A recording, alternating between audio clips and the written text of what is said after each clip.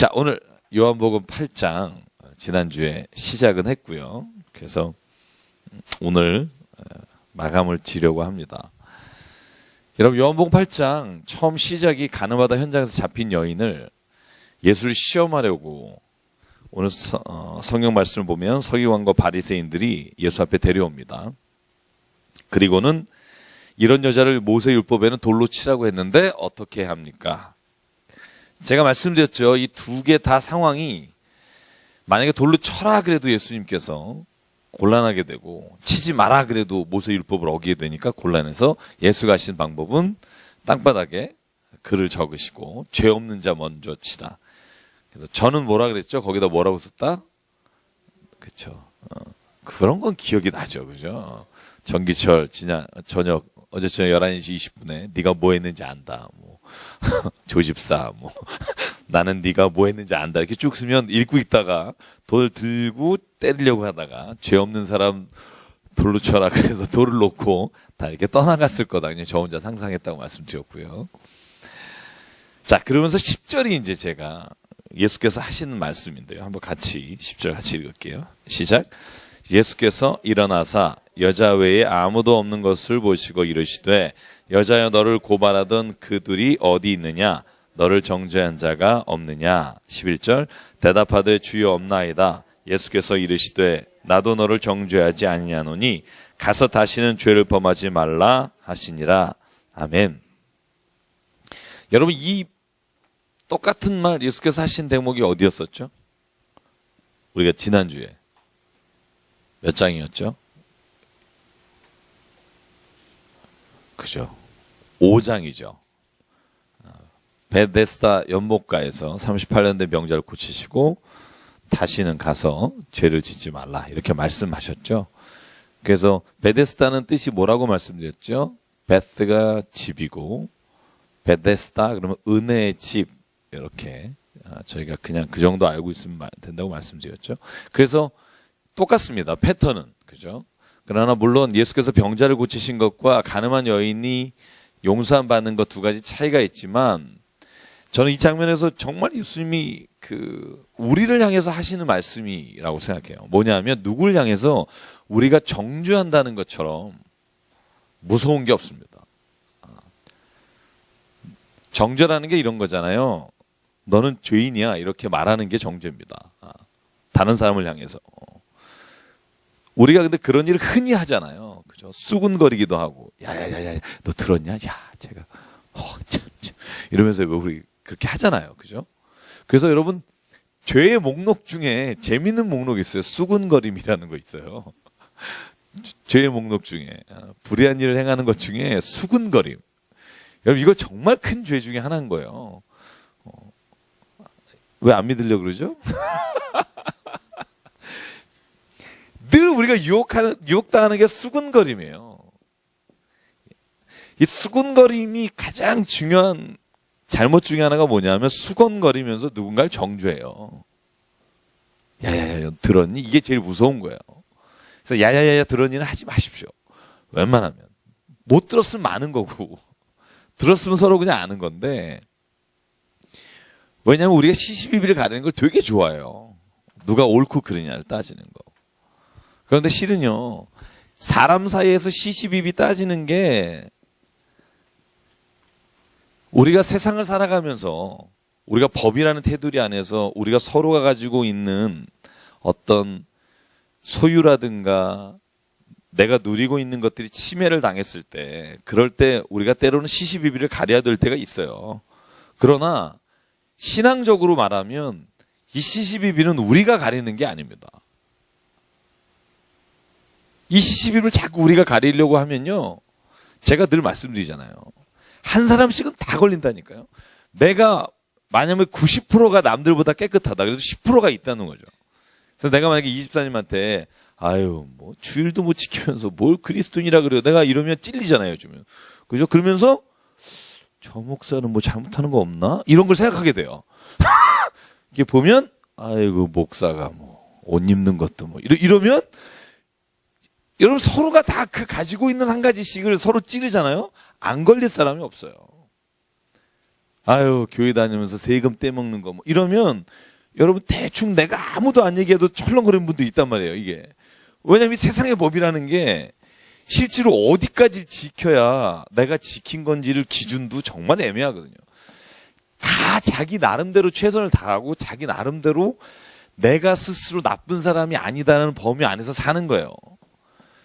그래서 정죄하는 것, 수군거림이 가장 큰 문제가 뭐냐면 사람 살기에 있어서 화평케 하는 걸 끊어버리게 돼요. 그래서 저는 이 수군거림이 정죄함으로 나타난다고 생각하는데 예수께서는 늘 말해요. 정죄하지 마라. 심지어 오늘 얘기하시는 것 가운데 나도 너를 정죄 안 한다. 여러분, 예수님이 나를 정죄 안 한다는데 예수님은 어떤 분이에요? 우리처럼 내가 만약에 예수님 날 찌르면 내가 이렇게 찌를 만한 존재가 아니잖아요. 근데도 예수님은 나를 정죄 안 하신다 그러잖아요. 왜냐하면 정죄라는 건 이미 그 사람에게 자기 스스로가 죄인이라고 하는 걸 묶어버리기 때문에. 그래서 오늘 저는 예수님이 이 말씀이 우리의 삶에서 지켜져야 될 가장 중요한 것 중에 하나라고 생각해요. 여러분, 우리 교회는 수군거림과 정죄함이 없었으면 좋겠습니다. 그 사람에 보면 긍휼한 마음을 얻어야 되고요. 정말 긍휼한 마음이 있는 사람의 옆에는 가고 싶잖아요. 여러분, 안 그러세요? 왜 애들이 할아버지 할머니한테 오는 줄 알아요? 엄마 아빠한테 안 가고? 물론 엄마 아빠한테 가지만 여러분, 무슨 일 딱 생기면 할머니 뒤에 숨어요. 왜냐면 할머니는 자기를 다 보호해주고 용서해줄 거라는 걸 알기 때문에. 엄마 아빠는 좀 더 혼내는 것 같아요, 제가 이렇게 보면. 그러니까 할머니하고도 맨날 다투면서도요 늘 할머니하고 붙어있는 걸 봐요. 그래서 저도 마찬가지예요. 내가 만약에 어떤 사람하고 있고 싶으냐, 긍휼한 사람하고 있고 싶어요. 여러분, 사람이 다 그런 거예요. 나를 긍휼하게 봐주는 사람이랑 있고 싶지, 내가 갔는데 언제나 나를 언제든지 이렇게 파헤치고 분석하려는 사람 곁에는 별로 안 가고 싶어요. 여러분, 그게 사람이 가지고 있는 솔직한 마음이고요. 그래서 이 정죄함을 예수께서는 너희도 하지 말라는 말씀으로 대신하신다고 생각해요. 그리고 재밌습니다. 자, 12절부터 시작되는 게 생명의 빛이라는 단어인데 이게 9장까지 가요. 나는 생명의 빛이다. 9장까지.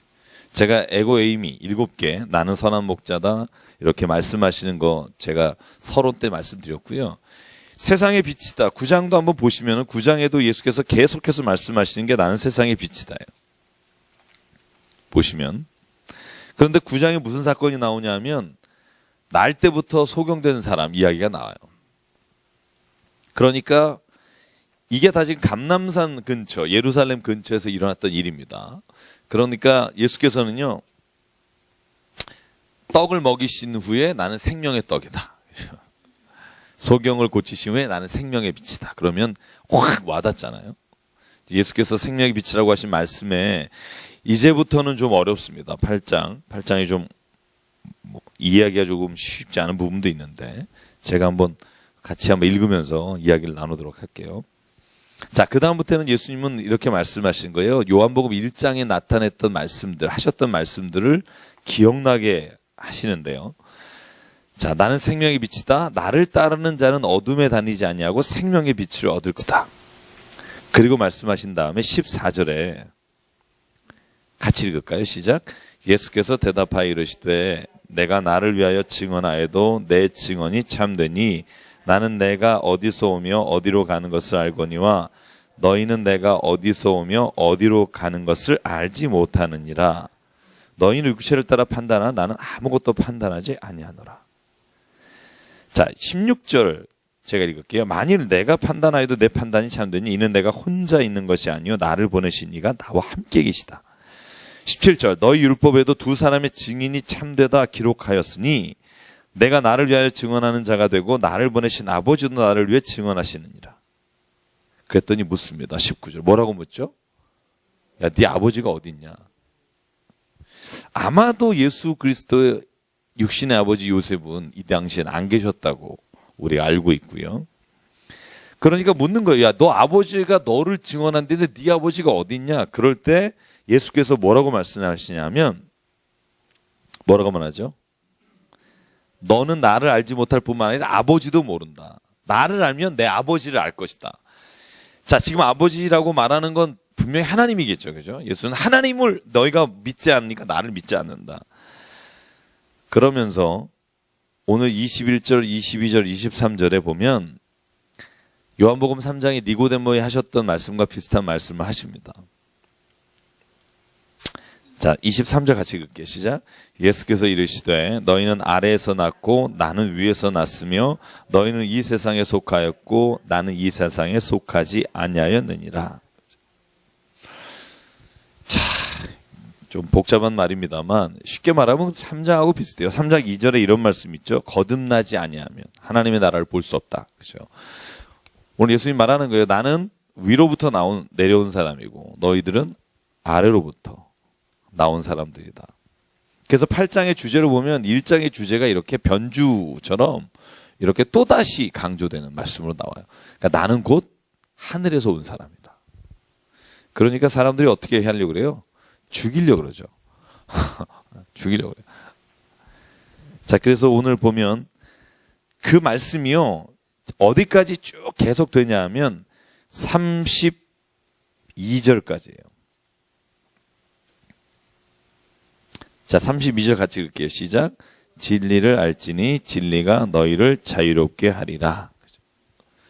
자, 논쟁은 여러분 짐작하셨겠지만 예수가 누구냐는 논쟁입니다.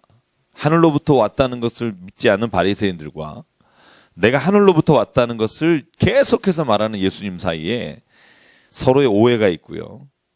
그 중에 30절, 31절 보면 예수를 믿는 사람들이 많아지기 시작합니다. 그러니까 바리새인들은 더 초조해지기 시작합니다. 이 말씀을 하시면 많은 사람이 믿더라. 이렇게 되면서부터 사람들이 이제 예수를 죽이려고 한다 하는 노골적인 표현들이 계속해서 나오고요. 자, 그러면서 예수께서 하신 말씀이 뭐냐면 진리를 알면 진리가 너희를 자유케 한다. 여러분 이 말이 참 어려운 말이죠. 우리가 뭐 어느 학교마다 다 이거 써붙여요. 진리를 알지니 진리가 너희를 자유케 하리다. 베리타스라고 하잖아요. 진리라는 말을. 자, 여러분 진리를 알지니 진리가 너희를 자유케 하리라. 이게 무슨 말일까요? 답이 참 없고요. 한번 좀 얘기를 해보죠. 이거 맨날 이렇게 써붙이잖아요. 가는 데마다 이렇게. 그죠? 학교에도 이렇게 써붙이고. 무슨 말일까요? 진리가 누구죠? 성경에서 말하는 진리는 예수님이죠. 예수 그리스도. 그죠? 예수가 그리스도라는 게 진리죠. 그래서 뭐 예수님 자신이 진리시긴 하지만, 근데 그걸 알면 왜 자유하죠? 뭐에서 자유하단 말이죠? 죄에서 자유하단 말이고. 그래서 뒤에 34절에 이런 말이 있죠. 죄를 잠하는 자 죄의 종이다. 그러니까 종은 영원히 집에 거하지 못하되 이들은 영원히 거한다. 이런 표현이 있지만 진리라는 말 참 어려운 말이에요. 이게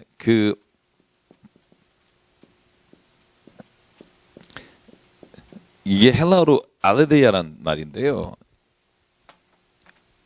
우리 이 땅에는 진리가 없어요. 그죠? 이렇게 말하면 진리가 이 땅엔 없다는 거죠. 진리가 왜 없지? 그죠? 근데 실은 진리가 우리 여기서 말하는 진리는 뭐냐면 상대적 진리가 아니에요.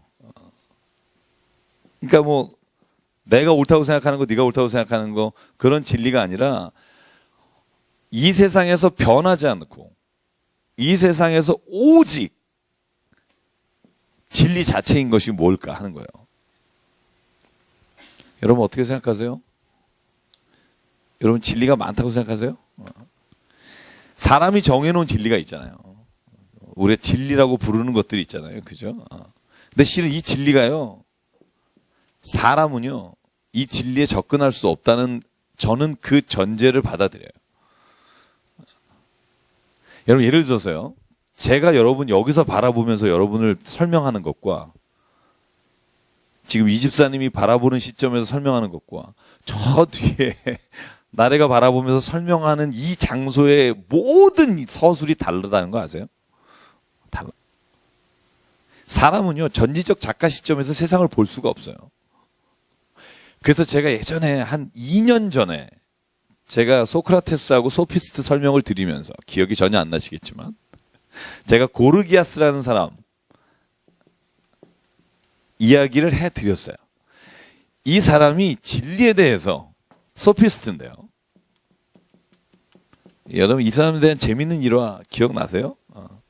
고르기아스가요 소피스트예요. 소피스트는 뭐냐면 예전에 아테네 시대에요. 자기가 변론에서 재판에서 이기는 그런 민주 정치였지만 그 민주 정치가 오히려 사회를요 젊은이들로 하여금 이 말빨만 세게 만든 거예요.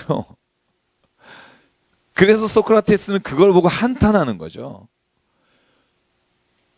배우러 다니는 게 돈 주고 싸들고 다니는 게 뭐냐면 재판에서 이기는 방법만 배우러 다니는 거예요.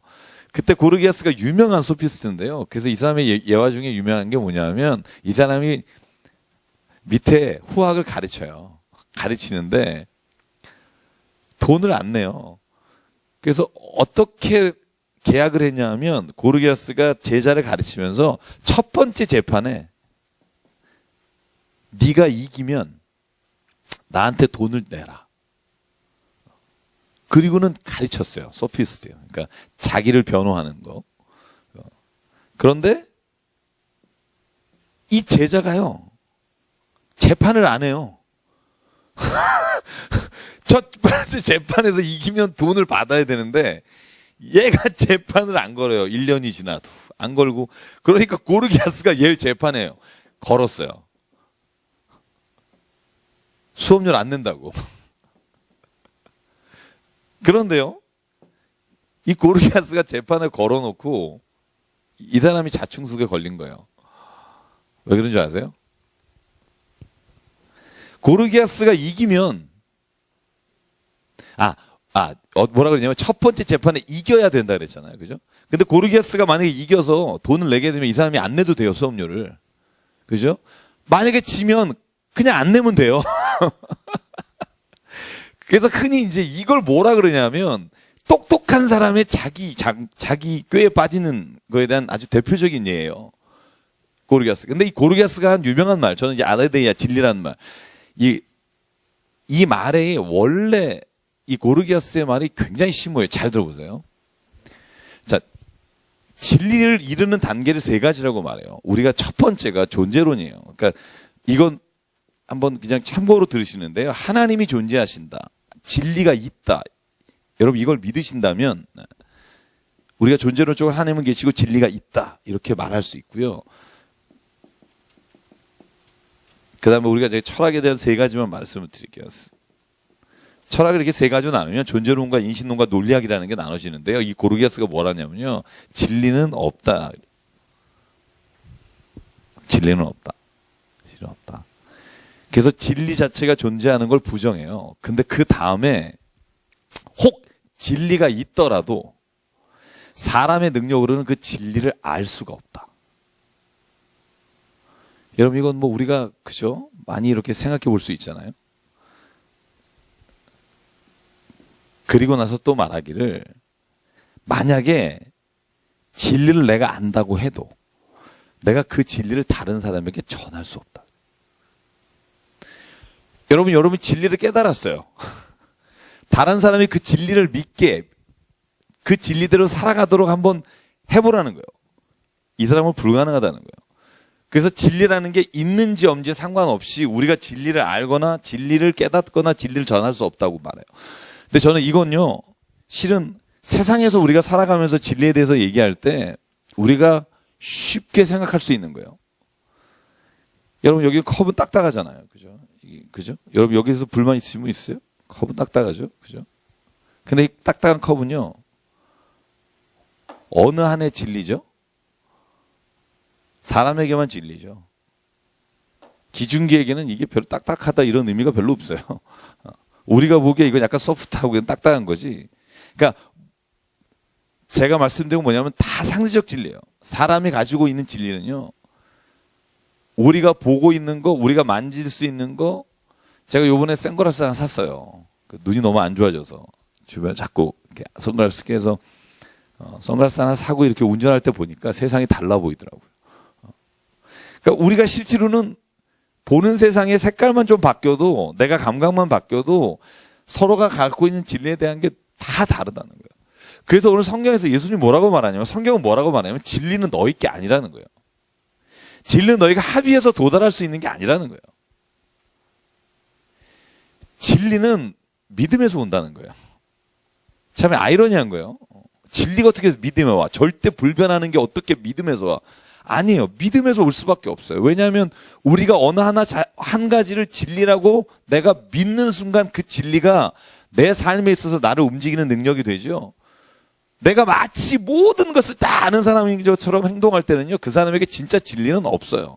읽을 때마다 다 진리 같아요. 여러분 한번 책 한 권 읽어보세요. 책 한 권에 빠지면 이걸 모르고 살았네. 그러다가 이거하고 반대되는 책 읽어서 빠지잖아요. 와. 그래서 성경 오늘 뭐라고 말하냐면요, 진리는요, 예수님은 말씀하신 거예요. 진리는 너에게 없고 진리의 참 진리 되신 분은 하나님밖에 없다. 하나님을 믿는 사람, 그 사람이 진리 안에 거하는 사람이고, 하나님의 말씀을 그래서 그 진리라고 믿고 따르는 사람이 진리를 소유한 사람이 되는 거다. 저는 예수님의 이 말씀이 진리에 관해서는 우리가 생각할 수 있는, 사람이 생각할 수 있는 유일한 방법이라는 생각을 하는 거예요. 다른 방법을 안 할 수 있는 방법이 뭐가 있을까? 사람이 결정한 걸 진리라고 보게 되면 그때부터는요, 여러분 오히려 이 상대적 진리 속에 혼란스럽습니다. 저는 그래서 예수님이 그렇게 말하는 거예요. 그래서 너희가 이제 진리를 믿느냐? 그래서 예수께서 11장에도 마찬가지예요. 마르다 마리아에게 꼭 물어요. 너희는 믿느냐? 믿느냐? 믿는다고 말하면 그때 말씀하시는 게 있어요.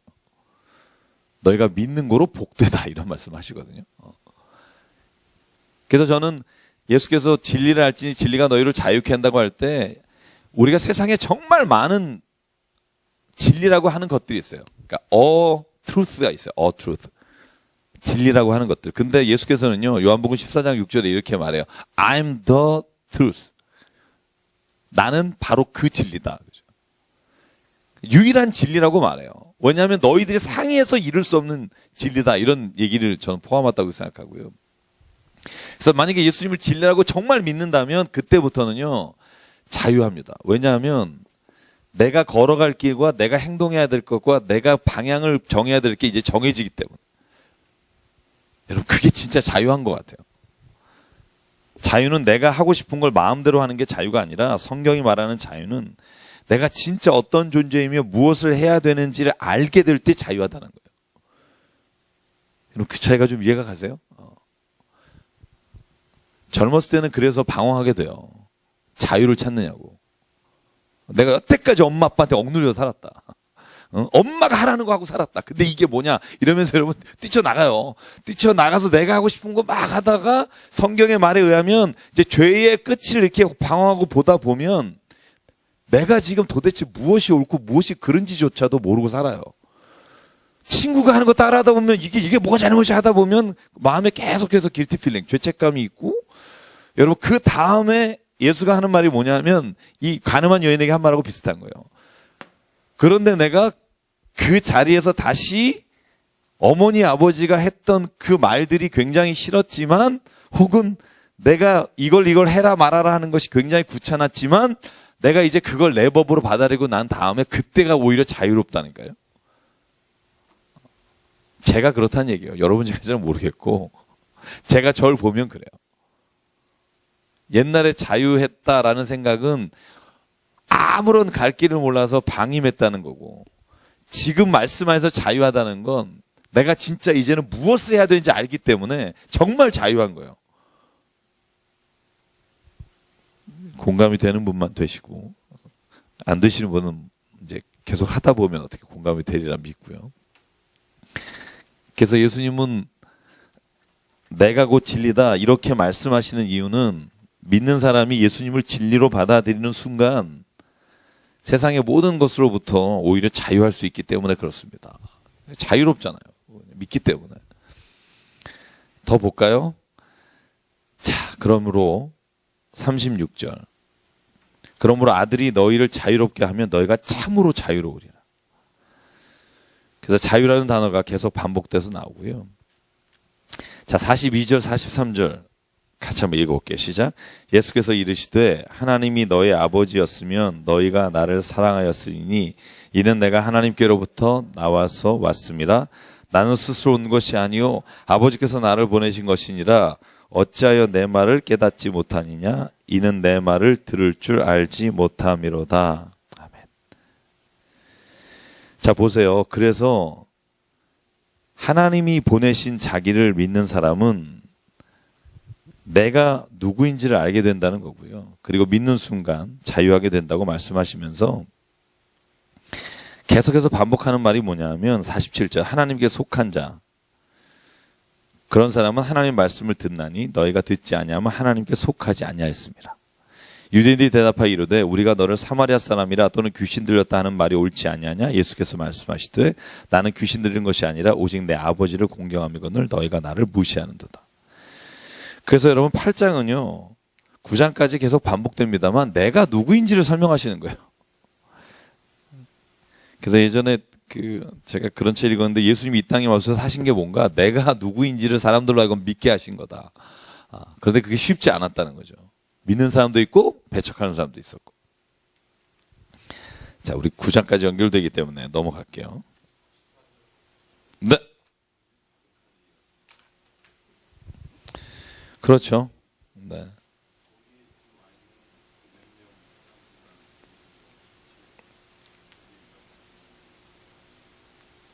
(44절은) 아마 바리새인들에게 하는 말 같아요.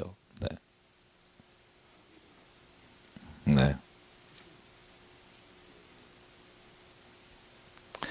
처음부터 살인한 자여 진리가 그 속에 없으므로 진리에 서지 못하고 거짓을 말할 때마다 제 것으로 말하나니 이는 그가 거짓말장이요 거짓의 아비가 되었습니다.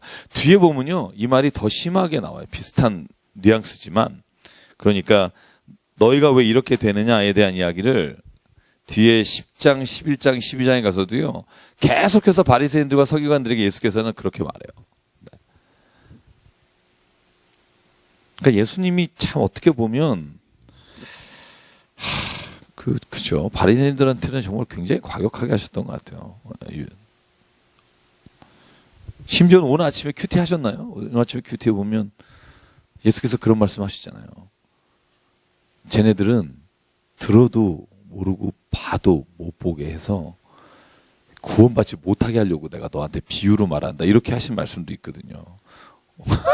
오늘 뒤에도 그런 비슷한 말씀이 나와요. 근데 진짜 그럴까? 이런 생각 들죠. 예수님이 진짜 얘 진짜 구원 못 받게 해야지 이러고 이렇게 암호로 막 얘기하시고 방언으로 얘기하실까? 그죠? 제가 오늘 아침 새벽 예배 때 그런 말씀 드렸어요. 왜 우리가 내 자식한테도 계속해서 너희가 하지 마라 이거 해라 얘기를 했는데 말에 귀에 아무런 반응이 없으면 야 너 이제 오늘부터 그 듣지 마. 아빠 말들 하지 마. 그래서 너는 내 자식 아니야 이렇게 말하잖아요 가끔. 저는 약간 그런 역설이 있다고 생각해요. 왜냐하면 예수님께서 지난주에 기억하세요? 하나님이 나를 보내신 뜻은 하나님의 뜻은 이것이니 내게 맡겨주신 양을 하나라도 잃어버리지 않는 게 하나님 뜻이니라 이 말씀 하셨잖아요. 그죠? 그렇다면 예수는 오셨을 때 이미 모든 사람을 구원하시기 위해 오셨잖아요. 그런데 어떤 사람에게는 굉장히 강한 그죠? 강한 부정을 통해서 돌아오게 하시는 방법이 있을 거고 하나는 이렇게 막 건지기만 하면 술술 넘어오는 사람이 있을 거고 저는 아마 예수께서 그렇게 하지 않으셨다는 생각을 해요. 예수님이 왜냐하면 로마서 9장에 보면 바울도요. 여러분 로마서 1장부터 10장까지 쭉 읽어보세요. 그러면 바울이요. 굉장히 과격해요. 유대인들한테. 율법을 따르면 구원을 받지 못하는데 너는 죄의 종이며 쭉 얘기 나와요. 그죠? 그래서 의의 자녀와 죄의 종을 구분하죠. 근데 로마서 9장에는 어떻게 나온 줄 아세요? 그런데 하나님이 유대인을 사랑하셔서 원래 나무였던 모퉁이 나무, 그러니까 원래 나무를 자르셨으나 옆에 있는 나무, 그죠? 그걸 뭐라 그러죠? 우리가 왜 접붙인 나무라 그러나요? 접붙인 나무가 성장해서 다시 이 나무를 살릴 거다. 유대인들을 구원하실 거다, 하나님은. 그걸 바울은 강력하게 얘기해요. 9장, 10장에. 그런 거 보면 실은 바울도요, 유대인들 향해서 너희들이 예수님을 영접하지 않은 것 때문에 너희들이 하나님 앞에 심판을 받고 너희들이 하나님의 자녀가 되지 못한다는 말을 계속 강조하지만 강조하는 이유는 뭐냐 하면 그렇게 말함으로 인해서 그 아들이 돌아오게 하는데 목적이 있다고 분명히 우리가 로마서 9장을 보면 알 수 있듯이 저는 예수님도요. 그렇게 말씀하시면서 그 중에 있다 보면은 그렇게 논쟁하다가 돌아오는 사람이 있어요. 예수께 오는 자가 있더라. 특히 나사로 사건 다음에 그 이야기가 많이 나와요. 나사로가 사는 것을 보고 믿는 자가 많아지더라. 나사로를 보려고 오는 자가 있더라. 뭐 이런 말씀이 계속 있는 거 보면 전 장로님 말씀하신 것처럼 참 여기서 보면 좀 그죠. 예수님이 넌 마귀에서 났다 이렇게 말씀하시는 게 참 그런 생각이 드실 수 있다고 생각하고요. 50절, 51절, 52절 쭉 보면 예수께서 계속해서 말씀하신 게 그겁니다. 나는 아버지를 알고 또 그의 말씀을 지킨다. 자, 나는 아버지는 아버지께로부터 왔다. 그 말씀을 주시고요. 그러니까 결국 이 59절만 볼게요. 어떻게 되죠? 그들이 돌을 들어 치려 하거늘 예수께서 숨어 성전에서 나가시더라. 그죠? 여러분 9장 31절 보실래요? 9장 31절 보시면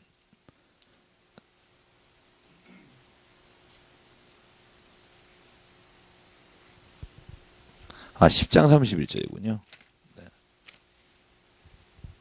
10장 31절 보시면 뭐라고 나오죠? 유대인들이 다시 돌을 들어 치려 하거늘. 그죠?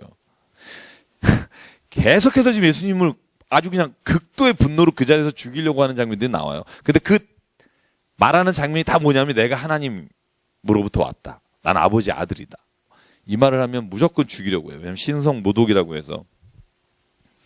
특히 아브라함이 나를 인해 기뻐한다. 이 말에 아주 돌들려고 하는 거죠. 지금 59절을 보면. 그죠? 자, 9장 볼게요. 자, 9장에 날 때부터 소경된 사람 이야기고요. 자, 여기 제가 5장 하면서 같이 읽은 부분이 있어서 1절부터 일단 7절까지 저랑 교독할게요. 예수께서 길을 가실 때에 날 때부터 맹인된 사람을 보신지라.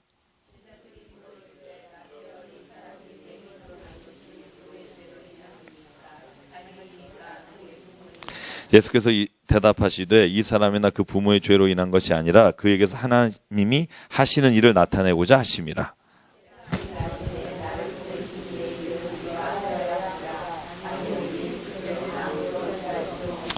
내가 세상에 있는 동안에는 세상의 빛이로다.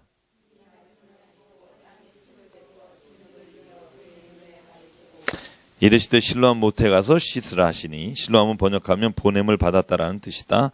이에 가서 씻고 밝은 눈으로 왔더라. 아멘. 이게 오늘 사실입니다. 제가 말씀드렸죠. 오늘도 한번 그거 한번 기억해 보죠. 일어났던 사건이 있고요. 그죠? 논쟁이 있고요. 그 다음에 예수께서 설명하시는 부분이 있어요. 오늘 본문도 똑같은 맥락인데요. 사건은 하나입니다. 날 때부터 소경된 사람이 눈을 뜨게 돼요. 실로암 제가 어렸을 때 뜻도 잘 모르고 막 어두운 밤에 이런 찬송가 복음성가 불렀던 기억이 나는데요. 자, 이 사람이 실로암에서 씻어서 낫게 되고요. 그걸 가지고 논쟁이 두 사람한테부터 와요. 하나는 이웃들과 두 번째는 바리새인들이에요. 옆에서 보던 사람이 야 네가 그 못 보던 애냐? 이렇게 질문이 시작되고요. 그 사람들이 바리새인을 데려와요. 그랬더니 안식일에 고쳤다는 것 때문에 또 바리새인이 야 네가 안식일에 너를 고친 사람은 죄인이다 이렇게 말을 해요. 그래서 논쟁이 시작됩니다. 그 다음에 또 예수께서 자기가 어떤 분인지를 설명하는 부분으로 돼 있어요. 자, 세 단락을 그냥 우리가 대괄적으로 볼 텐데요. 자, 오늘 이 병을 고침받은 사람은요. 날 때부터 성인이 될 때까지 못 본 사람이에요. 여러분 생각해 보세요. 그 사람의 괴로움을 한번. 그런데 예수께서 이 사람을 고치셨단 말이죠. 그런데 사람들은 그걸 가지고 안식일에 고쳤다고 비난하는 거죠. 그래서 오늘 성경에 보면요. 14절에 이렇게 되어 있습니다. 예수께서 진흙을 이겨 눈을 뜨게 하신 날이 언제다? 안식일이다. 그러니까 10절에 말합니다. 같이 읽을게요. 시작. 바리새인 중에 어떤 사람은 말하되 16절 바리새인 중에 어떤 사람은 말하되 이 사람이 안식일을 지키지 아니하니 하나님께로부터 온 자가 아니라 하며 어떤 사람은 말하되 죄인으로서 어떻게 이러한 표적을 행하겠느냐 하여 그들 중에 분쟁이 있었더니 그죠. 자, 이제 보세요. 바리새인 중에 분쟁이 일어나는 거예요. 이제 예수님이 인정하는 사람들하고 예수님을 거부하는 사람들이 나타나는 거예요. 여러분, 그리고 그 사람에게 물어봐요. 야, 너는 그 사람이 어떤 사람이라고 생각하니? 그랬더니 뭐라고 대답하냐면 17절에 대답하되 선지자입니다. 그랬더니 바리새인들이 기분이 되게 나빠지죠. 유대인들이 기분이 엄청 나빠지면서 말합니다. 그 부모를 불러요. 18절에. 야, 이 맹인이 말하는데 그 사람이 눈이 뜬 것이 안식일에 어떤 사람이 고치셨다는 건데 그 사람이 누구냐라고 물어보니까 부모가 뭐라 그래요? 그렇죠. 그렇죠. 나에게 묻지 마십시오. 나는 모르겠습니다. 아들에게 물어보십시오. 왜요? 그 22절에 답이 있어요. 22절 굉장히 중요한 본문입니다. 우리 요한복음 이해하는 데 있어서 같이 읽게 시작. 그 부모가 이렇게 말한 것은 이미 유대인들이 누구든지 예수를 그리스도로 시인하는 자는 출교하기로 결의하였으므로 그들을 무서워함이러라. 이게 12장 42절에 똑같이 나와요. 출교하기로 결정했다. 여러분, 그 출교하기로 결정했다. 한번 여기 보시면은요, 이 출교라는 건요, 사실 예수님 시대에 출교라는 게 그렇게 활발하지 않았어요. 왜냐하면 예수님이 계실 때는요, 예수님만 죽이려고 했지, 출교라는 말은 어떤 조직에서 쫓아낸다는 말이잖아요. 그죠? 이 출교가 가장 심했던 때가 제가 여러분 요한복음이 쓰였던 시기에 가장 중요한 게 뭐라고 그랬죠? AD 90년에 얌리와 종교회의라고 그랬죠. 얌리와 종교회의에서 뭐 했냐면 이제 예수를 그리스도라고 시인한 사람들을 우리 유대교에서 쫓아내기로 결정한 회의예요. 그리고 이때 뭘 하냐면 구약을 39권을 정경으로 인정한 회의가 얌리아 종교회의예요. 누가 한 거냐면 유대인이 한 거예요. 왜 했겠어요? 예수로부터 유대교를 지키기 위해서 한 거예요. 그러니까 39권을 성경으로 인정한 건 이걸 성경으로 인정해야지라고 아니라 예수를 믿는 사람들에 대한 것을 싹을 자르기 위해 구약만 성경이라고 인정하기 시작한 게 유대인들이 하는 거죠. 그래서 그때는요, 이 출교라는 단어가 예수님 시대에 없었으나 이 시대에는 이제 요한복음이 쓰여서 읽혀 있던 시대는 다 출교당한 사람들이에요. 무슨 말인지 아시겠죠? 여기 그런 말이 있어요. 여러분 재밌어요. 요한복음 11장은 뭐죠? 나사로가 살아나는 장면이에요. 그죠? 죽은 나사로가 사는 장면이고 12장이 마리아가 향유, 그죠? 나들을 예수께 부으는 장면이잖아요. 근데 11장이 뭐라고 나온 줄 아세요? 사건으로 보면 옥합이 뒤잖아요. 그죠? 에? 뒤에 12장이란 말이에요. 근데 그 성경에 뭐라고 되냐면 11장에 이 마리아는 예수께 옥합을 부인 여인이더라. 이렇게 돼 있어요. 그 말은 뭐냐면 성경은 이미 다, 그죠? 모든 그 시대에 있었던 일들을 알고 설명을 해주면서 쓰고 있다는 거죠. 동시에 예수님 시대만이 아니라 요한의 시대에 예수님 돌아가시고 60년 후에 거의 70년, 80년 뒤에 자기들이 예수님을 따라가면서 자신들이 당하는 고통과 고난을 예수님의 말씀을 통해서 자신들이 그때 그 말씀을 깨닫게 되더라. 여러분 또 본문에 이런 거 있어요. 12장에 가면 제가 재미있는 단락인데 이런 거예요. 다 이해를 못해요. 예수께서 하시는 말씀을. 내가 죽을 것이고 사흘 만에 구발할 것. 아무도 이해 못해요. 근데 12장에 마리아가 옥합을 깨 붓잖아요. 그러니까 가룟유다가 뭐라 그래요? 야, 이거 가난한 사람에게 300데나리온이면 얼마나 좋은 일을 할 수 있는데 예수께서 뭐라 그래요? 야, 이 여인은 나의 죽음을 준비하는 거다. 근데 그 밑에 무슨 단락이 나오냐면요. 거기에 있었던 사람들은 예수께서 하시는 말이 무슨 말씀인지 몰랐다가 예수가 부활하신 후에야 예수가 하신 말씀이 무슨 뜻인지 알았더라. 이런 말씀이 있어요. 그러니까 실은 성경에 기록하고 있을 때 이미 성경의 기록자는 예수가 부활하신 후에 그 장소에 있었던 사람들이 이 여인이 예수님의 죽음을 예비한 거구나. 그때 깨달았다는 거예요. 그걸 알게 됐다는 거죠. 그래서 성경을 읽을 때 성경은요. 어떻게 보면 사건을 기록하는 거지만 단순히 사건을 기록하는 데 목적이 있는 게 아니라요. 이 사건이 어떤 의미를 갖고 있는지를 예수님을 따르는 사람들, 믿음을 가진 사람들에게 설명하기 위해서 이 사건들을 해석하고 있어요. 그래서 우리가 그런 말이 있잖아요. 에베네셀 사건이 일어난 다음에 이 에베네셀은 나중에 일어날 사건인데 이때 이런 사건이 있었던 곳이다. 이렇게 설명하는 부분들이 있단 말이죠. 그래서 오늘 이 출교라는 단어는요, 이 요한복음이 쓰였던 시대에 유대인들에게 쫓겨났던 사람들의 그 아픔이 담겨 있는 단어예요. 그런데 이런 거죠. 예수님도 쫓겨났다는 거죠. 예수님 시대에도 다 쫓겨났으니까 우리가 이것을 견뎌내면 하나님의 영광에 이르게 될 것이다. 그래서 요한복음을 읽는 사람들은요, 요한복음의 예수 그리스도를 통해서 자기들이 지금 처한 고통과 고난의 현실을 이겨나갈 수 있는 힘을 얻게 됐다는 거죠. 동시에 우리도 마찬가지예요. 지금 이야기를 읽으면서 우리가 고난이 있을지라도 예수의 말씀으로 우리가 이겨낼 수 있다는 힘을 갖게 되잖아요. 그게 성경이 가지고 있는 삼중적 의미입니다. 예수님 당시 그 성경이 쓰였던 시대와 성경이 기록된 시대와 성경을 지금 읽고 있는 이 시대가 다 하나의 진리의 말씀으로 우리에게 통용되는 거죠. 그래서 성경을 읽을 때 제가 여러분 제일 처음에 성경을 보는 눈 할 때 이 말씀 드렸어요. 성경은 우리가 성경에 원래 있었던 시대와 성경이 쓰였던 시대가 시간적 차이가 있고 성경이 쓰인 곳과 지금 우리의 시간적 차이가 있기 때문에 이걸 이해하기 위해서는 역사적인 이해도 필요하고 문화적인 이해도 필요하고 성경을 해석할 때 있는 원리도 필요하다, 이런 말씀을 드렸고요. 잘 보실래요? 그 다음에 24절. 그러니까 맹인을 불러요. 아빠, 엄마가 내가 잘 모르겠다 그러니까 두 번째 불러서 이르되 너는 하나님께 영광을 돌리라. 우리는 이 사람이 죄인인 줄 안다. 이제 강요하는 거죠. 너 고친 사람 죄인이야. 이 말은 쉽게 말하면 뭐예요? 여러분, 이거 재밌는 거예요. 이거 예수님만 죄인이라는 게 아니라 너도 지금 그 죄를 공모한 사람이 되는 거예요. 병 난 게. 그죠?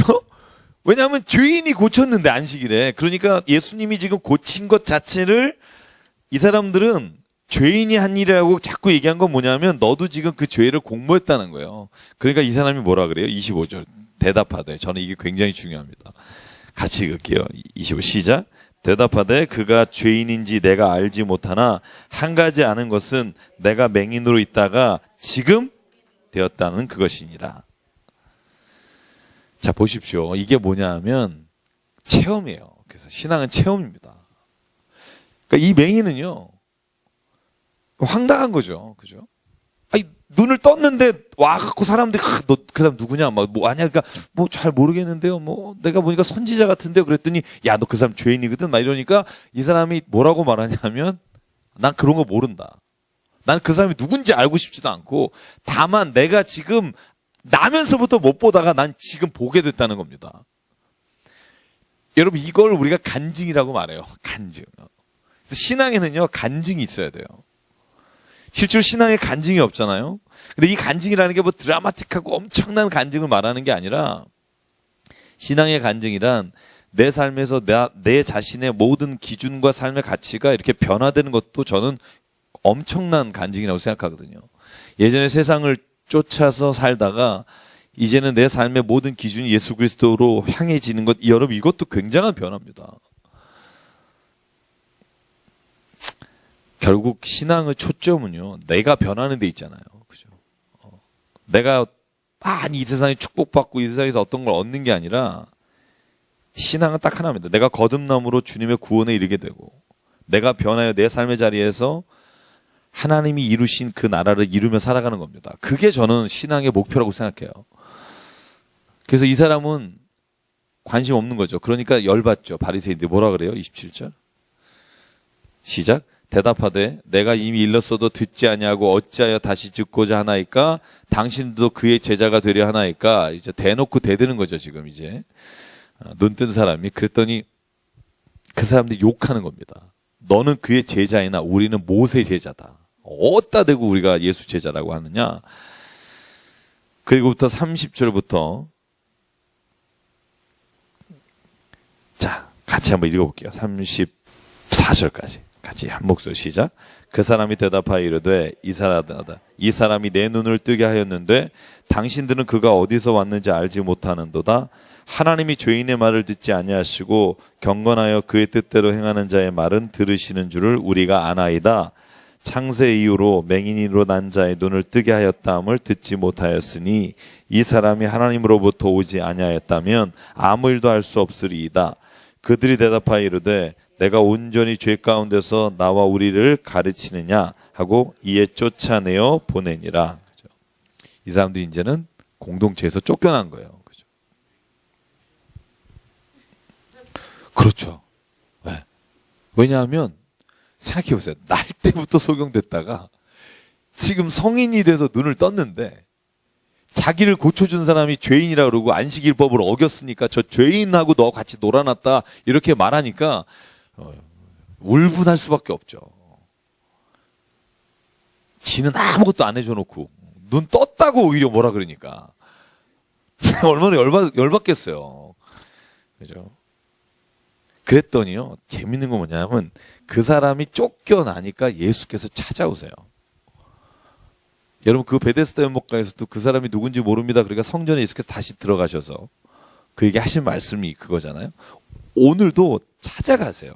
찾아가서, 자, 35절 같이 읽어볼까요? 예수께서 그들이 그 사람을 쫓아냈다 하는 말을 들으셨더니 그를 만나사 이르시되 내가 인자를 믿느냐? 대답하여 이르되 주여 그가 누구시오니까 내가 믿고자 하나이다. 예수께서 이르시되 내가 그를 보았거니와 지금 너와 말하는 자가 그이니라. 그러니까요, 제가 이렇게 말하면 좀 극단적이지만 예수님 믿고 쫓겨나 봐야 예수님이 그 사람을 위로하는 음성을 들을 수 있는 것 같아요. 쫓겨나는 은혜가 있기를 바랍니다. 그래서 왜냐하면 여기 보면 예수께서 그 사람이 쫓아냈단 말을 듣고 가시거든요. 그죠? 그래서 제가 늘 말씀드리잖아요. 하나님은 가난하고 고난 중에 있고 세상에서 버림받은 사람, 이런 사람을 사랑하시고 부유하고 지금 평안하고 모든 일에 있어서 복받은 사람, 이런 사람은 싫어하시고 이런 사람을 좋아하시는 게 아니라 하나님과 예수님은 딱 한 가지 기준이 있다 그랬잖아요. 고난 가운데 있는 자에게 우선적인 관심이 있다. 왜 맨날 이 사람들에게만 찾아가십니까? 이 사람들이 하나님이 먼저 관심이 있다는 거죠. 이 사람들 미워하는 게 아니라. 그래서 예수님이요, 잘 보세요. 부자는 예수님한테 찾아가요. 관원도 찾아오고요. 니고데모도 야밤에 찾아오고요. 보세요. 힘들고 어려운 사람을 예수께서 찾아가요. 그 왜 그럴까요? 왜 이러는 걸까요? 그죠? 저는 거기에 있다고 생각해요. 예수님은 그래서 왜 여러분 우리가 부르짖을 때 우리가 환난 가운데 외칠 때 주께서 그 음성을 들으신다 이런 말씀 있잖아요. 하나님은 그런 사람에게 먼저 관심을 가지신다는 거죠. 이 사람들을 관심이 없다는 게 아니라 먼저 관심을 갖는다는 거죠. 그러니까 고난이 유익하다니까요. 왜냐하면 고난이 있으면 부르짖기도 하잖아요. 그죠? 상대적인 거예요. 고난이 없으면 덜 부르짖어요. 한번 여러분 가슴에 손을 얹어보세요. 고난이 없는데 쫙 이런 사람 저는 많이 못 봤어요. 물론 있긴 있어요. 그런 사람 어떤 사람인 줄 아세요? 고난을 거쳐서 그 자리에 온 사람.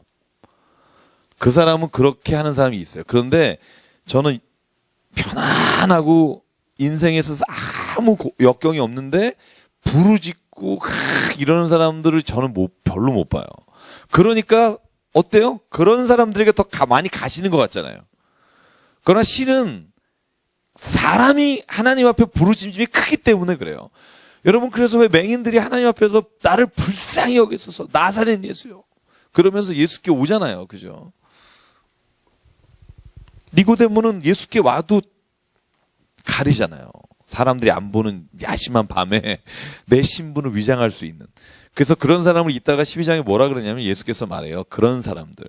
예수를 믿는다고 하지만 너희들이 공회에서나 자신 있게 너를 드러내지 않는 사람들은 사람의 영광을 구하는 자요 하나님의 영광을 구하는 자가 아니다. 이따가 그 본문이 나올 겁니다. 그렇죠. 왜냐하면 이미 이렇게 누리고 있는데 굳이 하나님의 영광을 뭘 또 구해요. 그냥 하나님의 영광은 적당한 선에서 해주시고 나는 지금 누리고 있는 걸 잘 가게 해주십시오. 우리가 그런 생각 갖고 있잖아요. 미안해, 저만 그렇군요. 자, 내가 믿겠습니다. 그러니까 예수께서 나다 말씀해 주시고 39절, 40절, 41절이 제가 지금 말씀드린 것들의 설명들을 부연해 주는 건데요. 39절부터 읽을게요. 시작. 예수께서 이르시되 내가 심판하러 이 세상에서 왔으니 보지 못하는 자들은 보게 하고 보는 자들은 맹인이 되게 하려 함이라 하시니 바리새인 중에 예수와 함께 있던 자들이 이 말씀을 듣고 이르되 우리도 맹인인가? 예수께서 이르시되 너희가 맹인이 되었더라면 죄가 없으려니와 본다고 하니 너희 죄가 그대로 있느니라. 본다고 빡빡 우기니까 예수께서 보라는 걸 못 보는 거죠. 내가 지금 보고 있는데 내가 뭐 아는데 그러니까 아까 진리라는 것도 마찬가지예요. 내가 이미 진리를 알아. 내 인생의 길에서 내 길을 찾았어. 이런 사람들은 예수의 말씀 가운데 진리를 발견하기가 어려워요. 제가 요즘 강의를 몇 개 이렇게 인터넷으로 들어요. 그 중에 그런 제가 굉장히 좋은 글이 뭐였냐면, 여러분, 철학 그러면 우리가 하나라고 생각하잖아요. 그죠? 철학, 이거 알아야 되는데, 공부해야 되는데, 그런 생각하잖아요.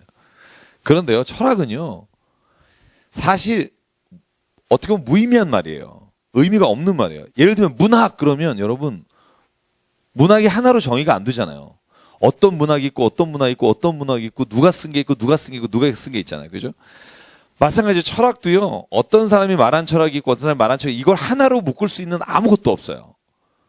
다 그 나름대로 주장하고 있는 거예요. 인생에서 발견한 길을 걸어가고 그 길을 얘기할 뿐이죠. 그죠? 그러니까 마찬가지예요. 우리가 지금 나는 진리를 이것으로 발견했다라고 생각하고 예수님을 덤으로 믿으려고 그러면 실제로 이 둘이요. 해답이 안 나와요. 간격이 좁아지지가 않아요. 니체 철학을 무지 좋아하면서 예수님을 사랑한다. 이 쉽지 않아요. 왜냐하면 진리 자체가 권력이라고 하는 것과 관련돼서 이해하기 시작하면 성경이 말하는 진리라는 게요. 사람이 누군가를 다스리기 위해서 가지는 권력에 의지하고 비슷하다고 보게 되면 이게 굉장히 어려워져요. 그래서요. 바울이 말하잖아요. 너는 세상의 모든 철학과 모든 학문을 버리라. 이 버리라는 게요. 너희가 이성적으로 생각하지 말라는 게 아니라 내가 이것이 답이다라고 말한 게 이미 있으면 여러분 예수님의 진리의 말씀이 들어가기가 어려워요. 왜냐하면 이미 그 사람에게 그게 삶의 기준이 돼버렸기 때문에. 예수가 하신 말씀이 그거예요. 바리새인들이 이미 모세 율법에 굳어있기 때문에 이거 아니면 안 된다고 하니까 예수께서 하신 말씀이 들어오지가 못하는 거예요. 실제로 근데 제가 이렇게 교회에서 해보면 제가 1대1 하잖아요. 1대1 보면 제일 저랑 하면서 깨지는 것 제가 보는 게 뭐냐면 자기가 가지고 있던 아집이나 이런 것들이 깨지는 걸 봐요. 예수님 믿으면서 이것 때문에 정말 힘들어하는 사람 많거든요. 제가 여태까지 쌓은 거, 대학에서 배운 거, 철학적으로 알게 된 거, 자기가 이것이 사는 거라고 생각했던 것들이 깨지지 않고 예수님 믿으려니까 너무 힘든 거예요. 그러니까 구원받았습니까? 그러면 성경적으로 받았는데 그게 무슨 의미인지는 잘 모르겠다. 이렇게 얘기가 나와요. 그럼 한참 얘기해야 돼요. 그럼 저는 제가 쓰는 방법은 뭐냐면 그 자신이 알고 있는 진리라는 게 굉장히 아무것도 아니고 허무하다는 걸 알게 하는 방법밖에 없어요. 진리를 무너뜨려야 돼요. 그가 인생에서 가장 중요하다고 생각하는 건 진리를 무너뜨려요. 저는 근데 오래 안 걸려요. 2-3시간이면 무너져요. 왜냐하면 그 진리라는 게 진짜 자기가 인생에서 깨달아서 정말 인생을 걸고 하는 게 아니에요. 어디 책에서 봤거나 형한테 들었거나 그렇게 좀 주워든 얘기지. 그래서 그거 깨는데 정말 어렵잖아요. 정말 한 2시간만 하면 깰 수 있어요. 저는 그런 자신이에요. 깨지면 이제 그런가? 내가 아는 게 그럼 이런가? 이럴 때 진리가 예수 안에 다시 세워져요. 저는 그 과정이 필요하다고 생각해요. 내가 막 인생의 목숨처럼 여겼던 그 뭐 있잖아요. 인생에서 내가 깨달았다는 거 정말 얼마 되지도 않는 서푼되는 그런 거 있잖아요. 그거가 무너져야 돼요. 그래서 정말 예수님이 하시는 말씀이 맞는 거예요. 네가 본다고 하니까 그게 진짜 안타까운 거예요. 내가 볼 땐 못 보고 있는데 본다고 바락바락 우기니까 예수님이 불쌍하다고 말하는 거예요. 차라리 네가 맹인이면 죄가 없을 텐데. 여러분 이 말은요. 저한테도 주시는 하나님의 말씀이라고 믿지만 저는 우리가 예수님을 따라가면서 우리에게 주신 말씀이라고 저는 믿어야 된다고 생각해요. 여러분이 가지고 있는 생각들, 세상적으로 세워진 모든 것들이요. 하루아침에 깨질 수 있습니다. 아무것도 아닙니다. 한 번 경험하면 다른 걸 여러분 그건 정말 바람 날듯이 날아가 버리기 때문에 거기에다가 반석으로 집을 짓지 마십시오. 언젠간 무너집니다. 그래서 10장 한번 넘어가 볼게요. 10장. 자, 10장은요, 양의 목자, 선한 목자다. 그래서 에고에이미, 나는 선한 목자다. 이 말씀을 하시는 장면인데요. 자, 여기는 저희가 중간중간에 말씀드린 게 있기 때문에, 자, 선한 목자와 싹군 목자의 차이 저번에 한번 말씀드렸죠. 기억나세요? 선한 목자는 성경의 근거로 보면 양의 문으로 당당하게 들어가고 도둑놈은 담 넘어가죠. 네. 예수님 그 얘기 하셔요. 내가 한 말이 아니에요. 여기 보면. 자, 2절 볼까요? 네. 1절, 2절 같이 읽을까요? 시작. 내가 진실로 진실로 너에게 이르노니 문을 통하여 양의 우리에 들어가지 아니하고 다른 데로 넘어가는 자는 절도며 강도요. 문으로 들어가는 이는 양의 목자라. 얼마나 단순해요. 그죠? 나는 양의 목자인데 나는 당당하게 들어간다는 거예요. 강도들은 담치게 하지만. 자, 그리고 양의 목자의 특징이 있는데 뭐냐면 양은 그의 음성을 듣는다. 그리고 뒤에 보면 따라온다. 나 양도 그렇고 양의 목자는 양의 이름을 다 알아서 양의 이름을 한 사람 한 사람 부른다. 여러분 이거 굉장히 중요한 말이에요. 단체로 가자 이러지 않고 양의 이름을 한 사람 한 사람 부른다. 자, 3절 볼까요? 시작. 문지기는 그를 위하여 문을 열고 양은 그의 음성을 듣나니 그가 장의 이름을 각각 불러 인도하여 내느니라. 저는 이 말이 저한테 굉장히 와닿았던 말이었어요. 하나님은요, 단체로 집단으로 줄 세워서 가지 않고요, 한 사람씩 이름을 부르신다는 거죠. 예수께서도 오늘 말씀하시는 거예요. 양의 이름을 한 사람씩 한 사람씩 부른다. 그러니까 누구도 하나님 앞에서 개인적으로 구원에 이르게 되지 단체로 가지 않는다. 자, 타인의 음성은 알지도 못하고 타인을 따르지 않고 도리어 도망간다. 자, 4번, 네 번째가 중요한데요. 자, 진짜 선한 목자는 10절 시작. 나는 선한 목자라. 11절 시작. 나는 선한 목자라. 선한 목자는 양들을 위하여 목숨을 버리거니와. 그죠? 싹구는 그죠? 굉장히 크게 저한테 하시네요. 목자가 아니요, 양도 재앙이 아니라 이리가 오는 것을 보면 양을 버리고 달아나니 이리가 양을 물어가고 또 해치느니라. 여러분, 그래서 예수님은 오늘 자기를 이렇게 말씀하시는 거죠. 선한 목자는 양 위에 뭘 버린다? 목숨을 버린다. 십자가에 죽는 이야기들을 예수께서 이제 대놓고 하십니다. 자, 그래서 14절이 중요해요. 나는 선한 목자인데 나는 양을 알고 양도 나를 안다.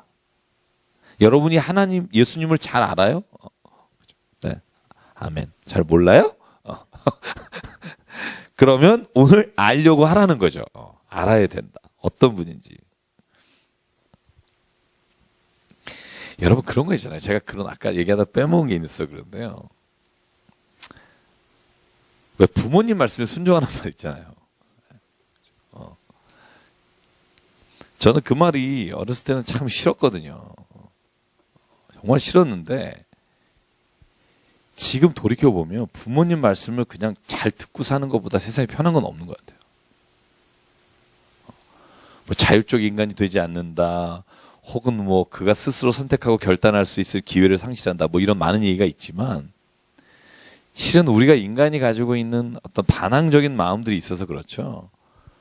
진짜 부모님이 나를 사랑하시고 나의 인생을 굉장히 그죠, 나보다 더 가치 있게 여기는 분이라고 믿는다면 제일 좋은 건 그분 말씀 따라 사는 거라고 생각해요. 그런데 우리가 중간에 안 그러잖아요. 어렸을 땐 그렇게 하다가 무서워서도 그러고 아니면 콩고물이 있으니까 그러다가 중간에 그죠? 부모님 말씀을 거역하기 시작하잖아요. 사춘기라는 게. 그죠? 그때 잘 보세요. 왜 거역하기 시작하죠? 내 안에 나름대로의 진리가 생기기 시작했기 때문에 그래요. 엄마 말씀이 굉장히 옳다고 생각했는데 어느 날 옆집 순이 엄마 보니까 다르게 가르치더라는 거죠. 그죠? 그러면 내가 우리 엄마가 틀릴 수도 있다? 이런 생각 가지면서부터 그죠? 어머니에게 반항하기 시작해요. 그죠? 실제로 신앙의 과정도 비슷한 것 같아요. 저는 제가 보면 그래서 모태신앙 지난주에 얘기 드렸잖아요. 모태신앙이 못된 신앙인데 그 죄를 회개하려면 막 맹숭맹숭하고 그렇듯이 어렸을 때는 예수님 믿고 그러니까 처음 신앙생활할 때는 야 예수님 말씀이 정말 내가 이걸 모르고 살았지 이러다 신앙생활 몇 년 하잖아요. 그럼 이것도 뭐가 쌓여요. 이게 쌓여서 꼭 그렇게까지 생각할 필요가 있을까? 이러면서 스스로가 이제 기준이 생기기 시작해요. 그래서 꼭 신앙에는요, 위기가 한번 와요. 한 번이 아니라 몇 번이 옵니다. 그래서 이걸 어떻게 극복해내느냐가 저는 신앙이 정말 옥토밭에 좋은 땅에 오는 아침 큐티처럼 서는 신앙이 되느냐 아니냐를 결정한다고 생각해요. 그때 진짜 잊지 말고 기억하십시오. 우리가 그렇게 나름대로 예수님의 말씀과 하나님의 말씀을 따르면서 스스로 여러 가지를 생각하는 것 자체가 저는 해서는 안 될 아주 극악무도한 죄라고 생각하지 않아요. 그런데 문제는 뭐냐면 내가 그렇게 다른 길로 가고 있다는 거를 알기만 하면 돼요. 저는 제 딸에게도 늘 그렇게 말해요. 뭐라고 말하냐면, 하은아, 아빠 말이 100% 맞지는 않아. 물론 내가 하나님 말씀하고 제 말을 비교하는 건 그냥 예를 드는 거예요. 그렇지만 하은아, 나는 하은이가 아빠 말을 들어주면 참 행복할 것 같아. 이런 얘기를 해요. 늘. 저는. 근데 실은 하나님도 저희에게 그렇게 말씀하신다고 생각해요. 여러분, 만약에 뭐 예수께서 말씀하신 그 말씀대로 우리가 인생을 살아갈 수 있으면 너무 좋겠지만 때로는 다른 길로 가잖아요. 그때 하나님 우리에게 이렇게 말씀하시다고 생각해요. 너가 지금 그 길을 걸어갈 때 하나만 기억해라. 내가 너를 사랑하고 있다는 거. 내 말을 따라 살면 가장 좋은 거라는 거죠. 그래서 예수님이 늘 하는 말이 그거잖아요. 내 말 안에 거하라. 그러면 네가 그 말을 따라 사는 것이 얼마나 좋은 것인지 알게 될 거다라는 게 요한복음 14장부터 4번 정도가 반복돼서 나와요. 그래서 제가 그거를 묵상하면서 무슨 생각했냐면 하나님의 마음이 그런 마음이겠다. 얼마나 마음이 아플까. 우리가 다른 길로 걸어가는 걸 보면서.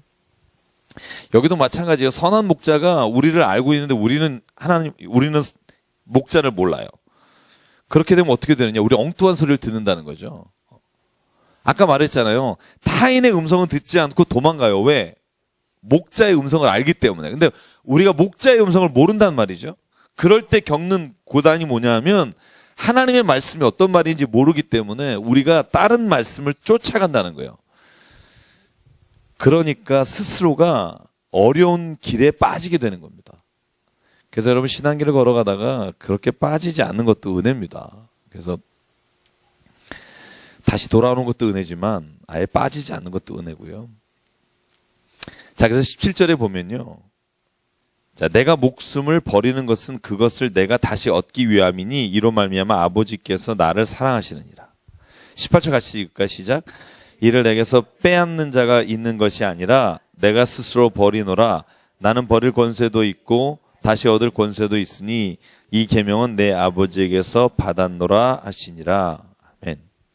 어떤 사람 이런 질문했어요, 저한테. 예수님도 십자가에 죽는 거 알면서 그 길을 걸어갔으면 자살 아니냐. 그래서 나 참 정말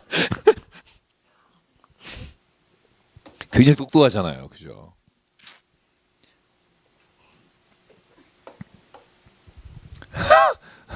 참, 그러니까 생각 많이 한다니까요. 여러분,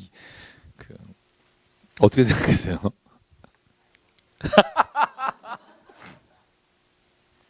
여러분, 이런 거 있잖아요. 세월호에서도요, 자살한 사람 있잖아요. 그죠? 죽는 줄 알면서도 제자 구하러 들어간 선생님. 그죠? 자살이에요. 아니, 물이 차고 있는데, 아니, 거길 들어가면 죽잖아요. 아니, 모르겠어요? 지금 차고 있는데 들어갔잖아요. 그걸 뭐라고 불러요, 우리가? 의사자라고 그러잖아요, 의사자. 그죠? 의롭게 죽음을 선택한 사람. 그죠? 실은 똑같이 자살적 형태를 가지고 있지만, 여러분, 자살이라는 것을 우리가 연구해 보면 자살에도 굉장히 다양해요. 스펙트럼이 굉장히 다양합니다. 예수님이 말하잖아요. 내가 이렇게 죽는 건 내가 누구를 살리기 위한 거다.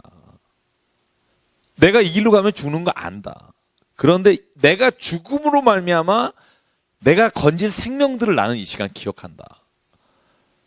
그래서 그걸 우리가 고귀한 죽음이라고 말하죠. 그죠? 생명을 바친 죽음. 예를 들면 자기 아들이 차에 치려고 하는데 엄마가 그를 밀쳐내고 내가 대신 죽는 거. 여러분, 이걸 자살이라고 하는 사람은 정신병자입니다.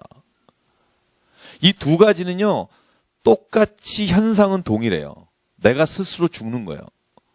그런데 그 안에 본질을 보면 자기가 누군가 보다 더 가치 있는 것을 위해 본인을 희생하는 것과 나 자신의 인생이 허무하다 혹은 더 이상 내가 좋은 게 없다, 지금이 너무 좋다 이럴 수도 있지만 그래서 죽는 것과는요 본질상으로는 완전히 다른 죽음입니다.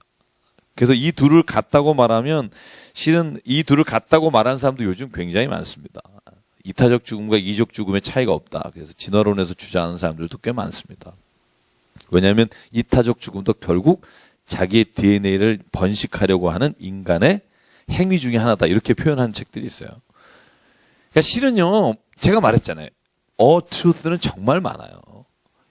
이렇게 볼 수도 있고요. 하나의 사건을 이렇게 보는 사람도 있고요. 이렇게 보는 사람도 있고, 이렇게 보는 사람도 있고, 이렇게 보는 사람도 있어요.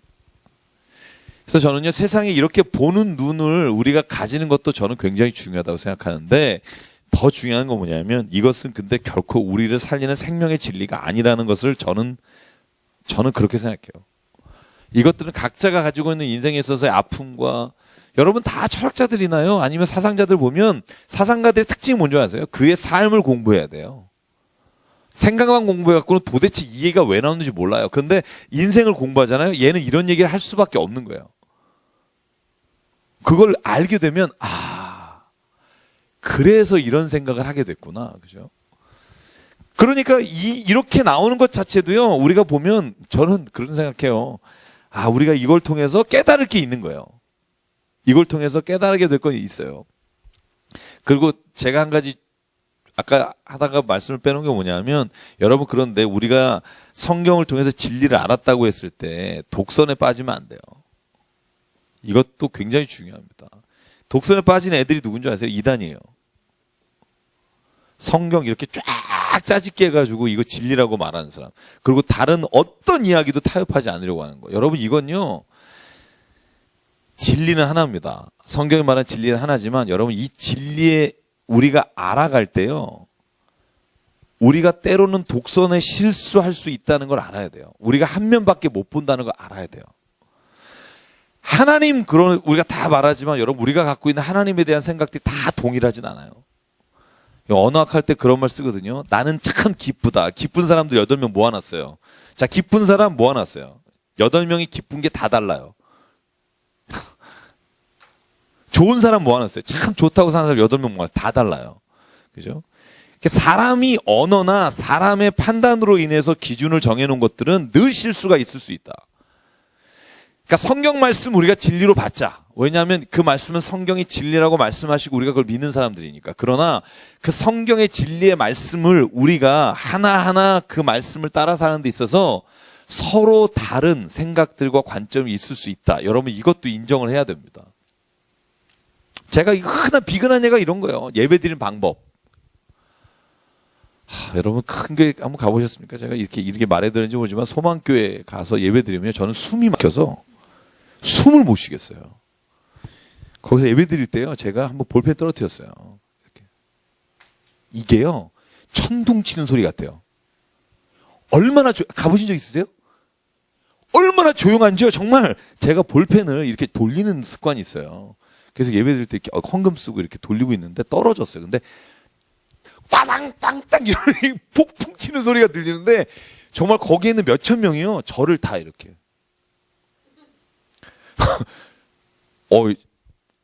저는 그래서 제가 그 예배를 한 3-4번 간 것 같아요. 그 온누리 교회를 한번 가봤어요. 거긴요. 야, 모든 사람 형제자매예요. 다 허그하고 막 그저 찬양하면서 막 일어나서 한 30분 찬양하고 막. 왜냐면 저희 형님이 거기서 결혼했어요. 저희 형님이 온누리 교회에서 결혼했기 때문에 그 결혼식에 가면서부터 제가 예배를 몇 번 가봤어요. 대회를. 제가 교회를 한 1년 쉴 때가 있었는데 교회를 한번 다 다녀보자로 갔었어요. 광림교회도 가보고. 교회 예배가 그렇게 다른지를 저는 그때 처음 알았어요. 저는 아버지 교회와 제가 다니던 교회 외에는 본 적이 없는데 야, 근데 이런 생각이 드는 거예요. 이게 둘 다가 같은 예배겠지. 이럴 생각이 드는 거예요. 막 이러는 사람들과 볼펜 떨어져도 이 천둥 소리에 들리는 이 아멘이 어디 있어요. 여러분 아멘 하면요. 거기 정말 다 째려봐요. 아무도 아멘 못해요. 한번 가서 한번 들어보세요. 그게 나쁘다는 게 아니라 예배의 그 경건함이 우선이기 때문에 제가 말씀드린 게 뭐냐면요. 달라요. 예수가 그리스도이시고 우리의 삶은 하나님이 창조하셨고 우리의 삶은 선과 악 그리고 믿음으로 말미암아 심판받고 심판받아 구원받습니다. 우리가 기본적인 기독교의 진리의 그것 외에 여러분 우리가 나머지 것들은 독선에 빠지면 안 됩니다. 여러분 그래서 저는 예배도 정말 다르지만 예배 말고 정말 많은 부분이 그래요. 신앙의 삶의 모습도 마찬가지예요. 야, 쟤는 어떻게 저러고 예수 믿는다 그러니? 이런 사람이 있을 수도 있고 여러분 보실 때. 근데 여러분 그거 아세요? 그 사람도 당신 보고 그래요. 어떻게 저러고 그리스도인이라 그러냐? 이래요. 그죠? 야, 어떻게 그리스도인이 저 반바지 입고 오냐? 막 이러잖아요. 그죠? 근데 또 그 사람 뭐라는 줄 아세요? 야, 그리스도인 무슨 뭐 차를 저 따위로 주차하냐? 뭐 이렇게 돼요. 이게 사람이요. 그게 자기가 가지고 있는 기준이 정말 다르다니까요. 자, 여담으로 했습니다만, 자, 그래서 오늘 예수님이 죽은 거 자살 아니냐 이렇게 물어보시는 분이 있는데, 네.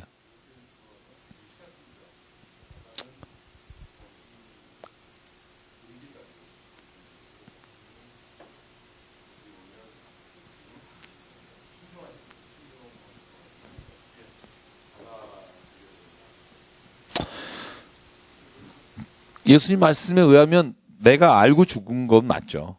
네. 네.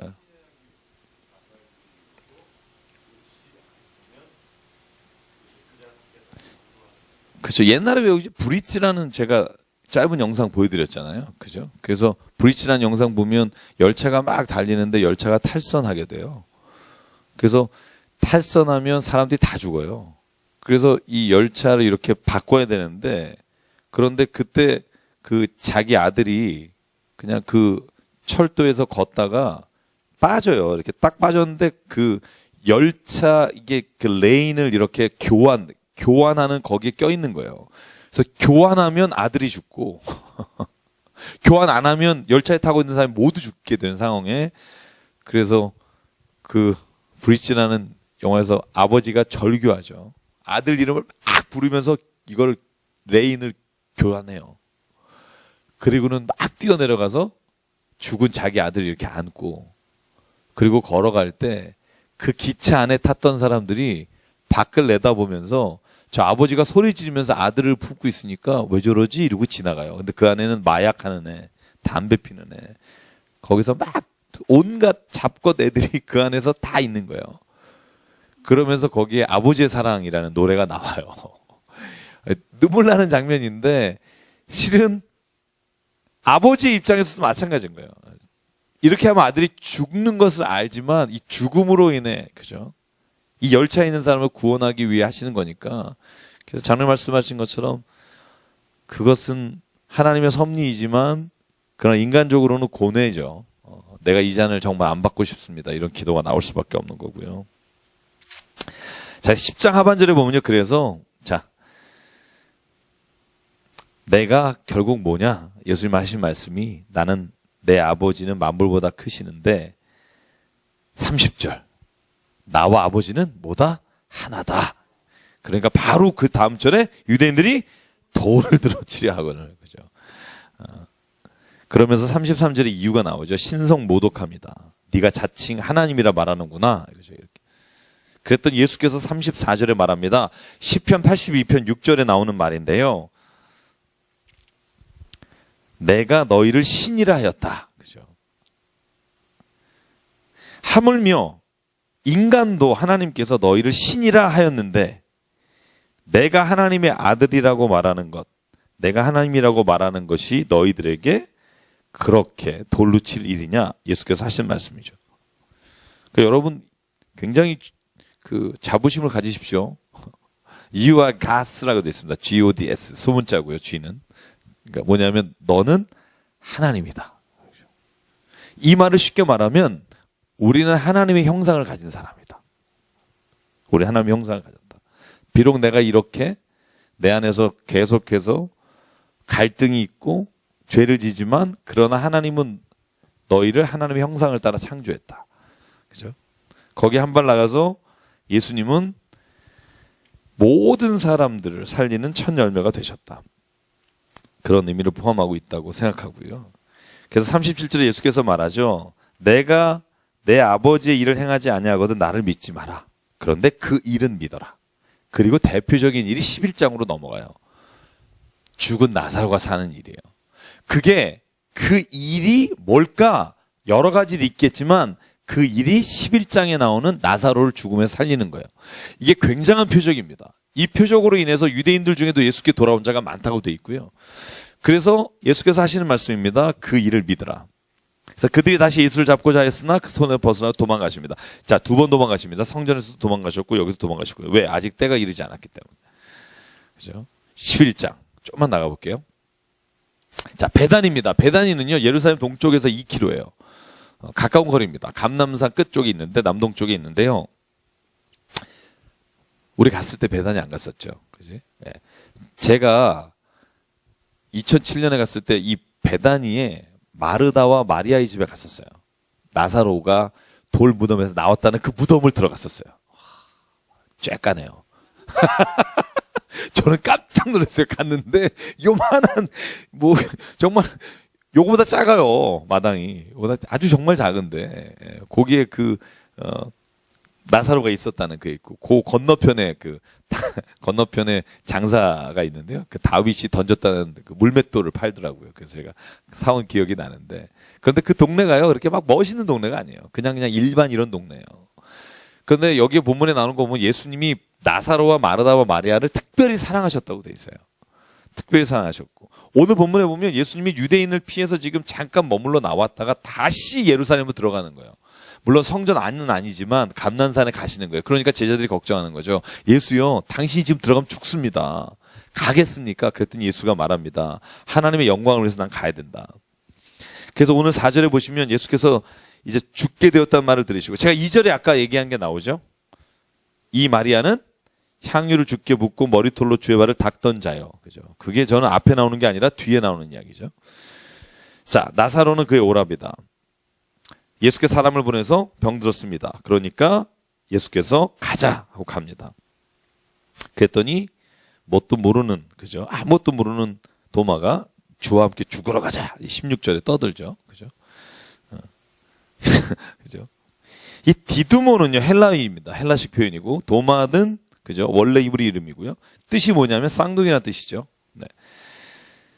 자, 그래서 이 위에는 밤에 다니고 낮에 다니고 이런 얘기는 뭐냐면 진리 안에 거하는 자, 진리를 거절한 자 이렇게 나눌 수 있고요. 자, 디두모라고 하는 자가 죽게 갑시다. 그러니까 나사로 있는 곳에 왔습니다.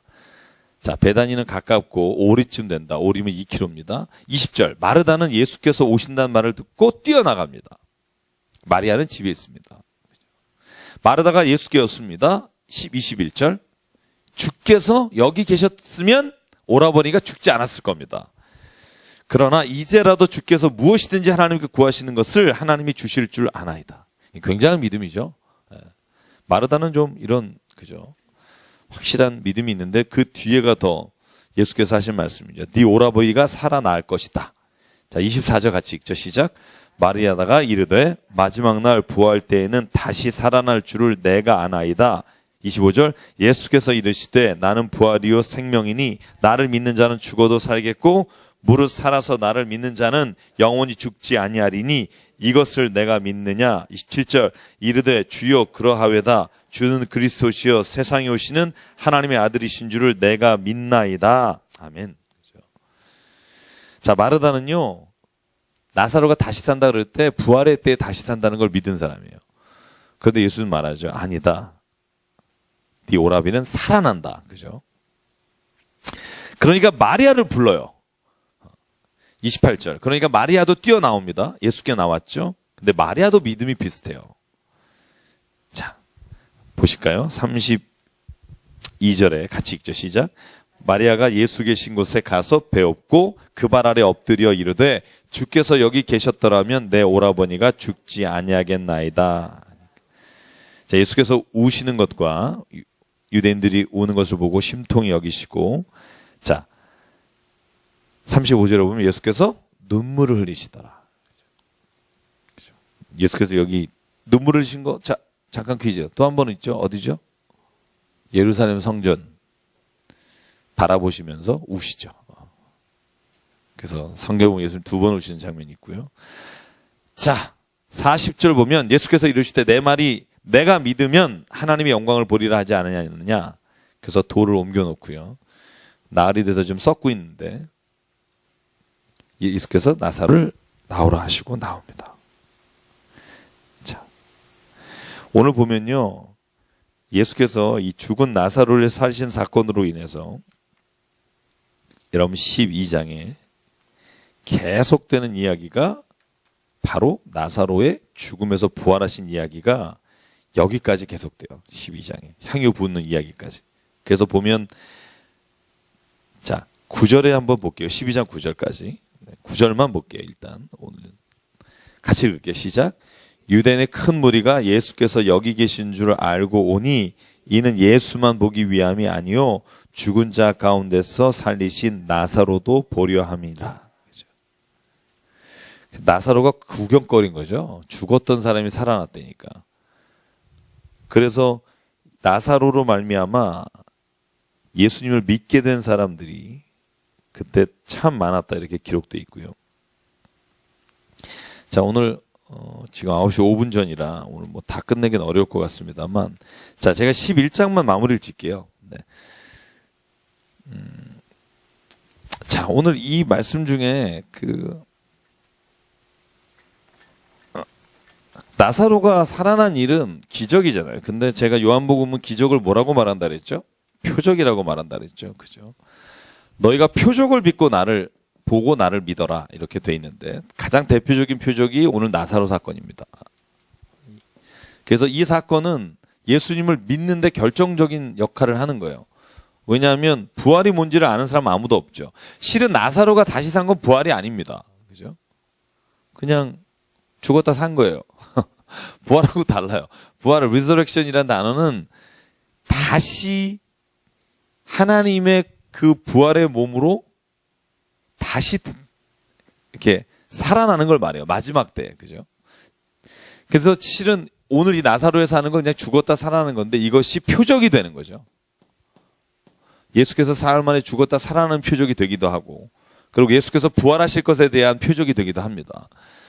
그래서 우리가 그 신앙 사건에 있어서 우리에게 일어난 아까 신앙적 체험이 있잖아요. 제가 그것만 정리하고 갈게요. 아까 왜 날 때부터 소경된 사람이 나는 내가 체험했다. 그죠? 근데 이 체험이요. 중요한 게 뭐냐면 우리에게도 표적이 돼야 됩니다. 이 말은 뭐냐면 체험을 추구하는 신앙이 되면 안 돼요. 그러니까 또 이제 이런 분들은 자꾸 또 그걸 찾아다녀요. 좀 이렇게 센 거. 어제는 좀 약했어. 그럼 어디 딴 데 가보자. 그래서 딴 데 가서 좀 센 거 찾아다녀요. 그래서 이걸 뭐라고 하냐면, 이 체험을 쫓아다니는 신앙인들이 있어요. 그렇죠? 그래서 어제는 기도를 3시간 막 했으면, 6시간 하는 데 가면 또 뭔가 이렇게 센 게 일어난 것 같고. 제가 옛날에 예수전도단 할 때, 저도 좀 그런 경향이 있었어요. 그래서 안 다닌 데가 없었어요. 그래서 집회 있다는 데는 제가 고등학교 2학년 때 명동에서 했거든요. 제가 고등학교 2학년 때 명동에 있는 예수전도단 찬양 집회를 다니면서 이제 저도 신앙의 길을 그래서 찬양 집회라는 데는 정말 다 다녔었어요. 정말. 근데 좀 더 센 데를 가게 되더라고요. 야간 데는 안 가고 좀 더 세게. 왜냐하면 그렇잖아요. 이왕 할 거면은 드럼도 있어야 되고 그러면 좀 쿵쿵쿵쿵해서 마음이 좀 이렇게 울려야 뭔가 기도한 것 같고 이런 생각들이. 근데 점점 문제가 되는 게 뭐냐면요. 그러니까 자꾸 여기에 집중하게 돼요. 오늘은 내가 필이 왔나? 그래서 제가 지난 금요일에 그런 거 잠깐 금요기도 때 말씀드렸는데요. 이게 저한테 굉장히 위험 신호가 오게 됐어요. 이거 결국은요, 나에게 만족 못 주거든요. 결국은 이 체험을 찾는 신앙 있잖아요. 이게 내가 뭔가 느낌 와야 되는 신앙, 이건 언젠간 목마르게 돼요. 이건 목말라요. 어쩔 수가 없어요. 내 안에 이미 예수께서 오셨다는 걸 믿고 내 안에 계신 예수님과 함께 늘 살아가는 연습이 돼야 저는 그 사람이 이 한 번의 표적은 우리에게 예수께서 살아계시다는 걸 보여준 표적이고 이걸로 충분하다고 봐요.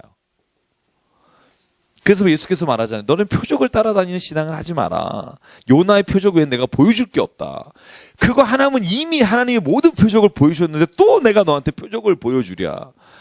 그래서 저는요, 신앙생활 할 때 제가 늘 저에게 하는 말이 중에 있어요. 뭐냐면 체험은 필요하지만 체험을 따라다니는 신앙은 불쌍한 신앙이 되는 거예요.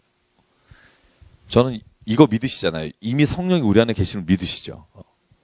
그러면은요, 오늘 내 안에서 성령이 하시는 일을 기대하고 오늘 내 안에서 기도할 때 내 영이 나로 하여금 기도의 영으로, 기도의 말씀으로, 아니면 하나님의 말씀을 읽을 때 하나님의 영이 나를 깨닫게 하시고 이런 것에 집중하는 게 저는 신앙에 있어서 가장 좋은 표적을 구하는 신앙이라고 생각해요. 이미 우리 안에 하나님은 행하셨잖아요. 이걸 못 믿기 때문에 이렇게 체험을 쫓아다니는 거예요. 아, 내가 요즘 왜 이러지? 요즘 사춘기인가 봐. 그러면서 이제 계속 체험을 쫓아다녀요. 제가 그랬으니까. 근데 실은 보면 내가 내 안에 계신 성령님을 내가 늘 이렇게 집중하지 못하기 때문에 그래요.